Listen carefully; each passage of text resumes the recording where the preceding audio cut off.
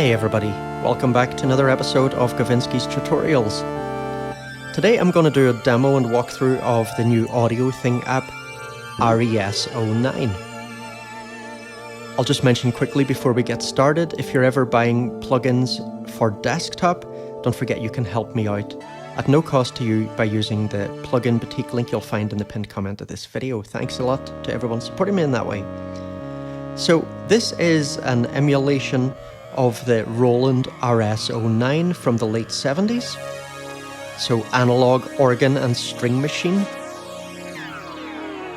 And people really love the chorus effect in this, and it does sound beautiful.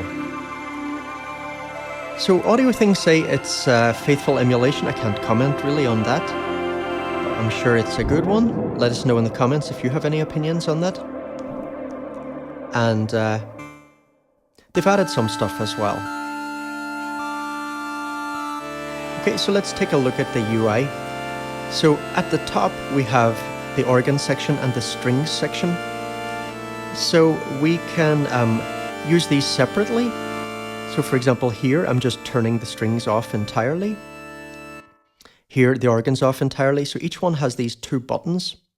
So these just have a slightly different tone, and you can use them separately or together. Now you can also control the mix by using the volume slider. So let's just hear the strings alone. And there's with the ensemble effect on. We can adjust the sound of this later. I'll look at that in a while.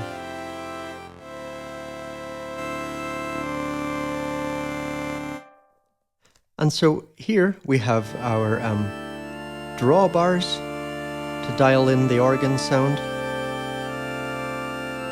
exactly the way we want.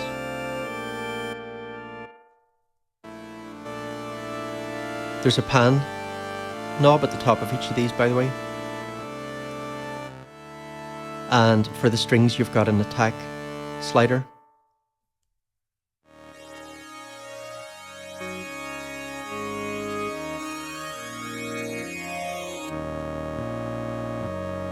Now, if we go down to the next section, here we've got this extra section where we've got a velocity knob that just controls how responsive the instrument is to MIDI velocity.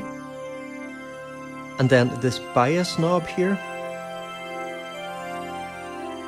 this basically adjusts the mix for the organ and strings.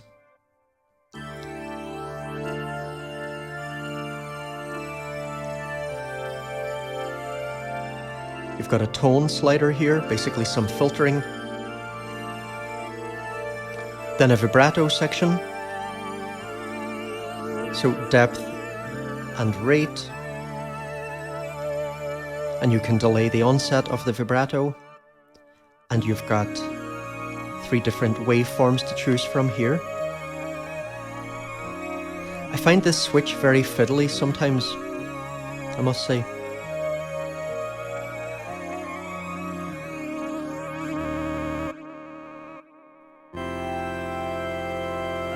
Let's bring that delay time down. So that can get pretty extreme, right, when you're using the sample and hold. Okay.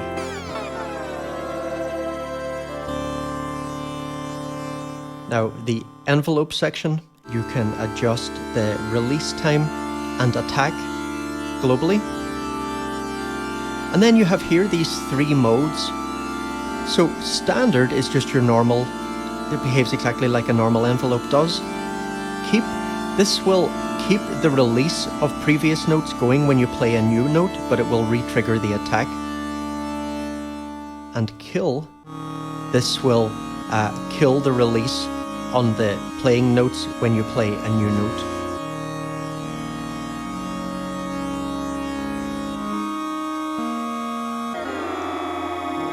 So here we have some controls for the ensemble sound. So let's turn that on first. Let's just go to the init preset for this to let you hear it nice and clearly. So we've got two modes. So this second one I really like. It's pretty aggressive, but it's cool, I think.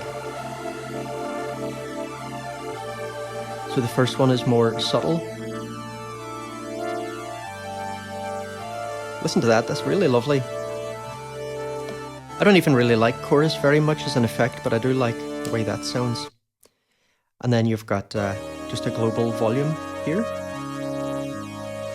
And then at the bottom we've got a keyboard that you can use if you want, a tuning section we'll talk about in a minute, and an effects section.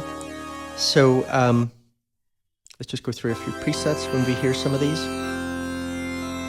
So Audiothing have started adding these to all their apps. You can switch them around, by the way, in order.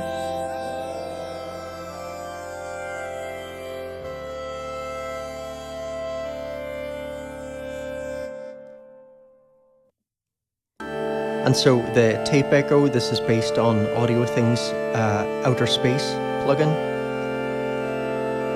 Overdrive, add a bit of harmonic distortion.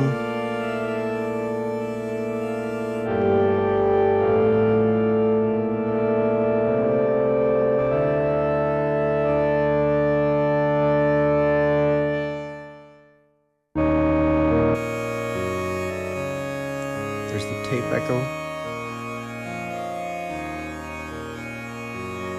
Nice. Phaser.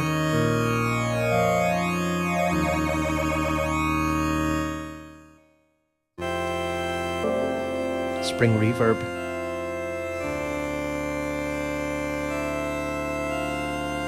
I must say I find the spring reverb has been a bit overused in the presets for my own taste.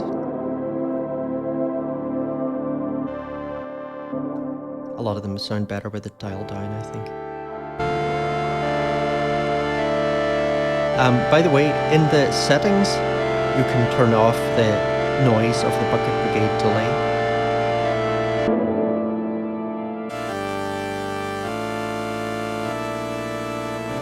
Now then there is this tuning section. So you can adjust the overall tuning. You have here a knob called Global Settings. If you turn this on, any changes that you make here will be carried through when you change presets. So they'll override any different settings in the other presets. Pretty handy to have that. You can bring in some pitch instability with the drift knob. And here controlling the rate of the drift. You can reset everything here.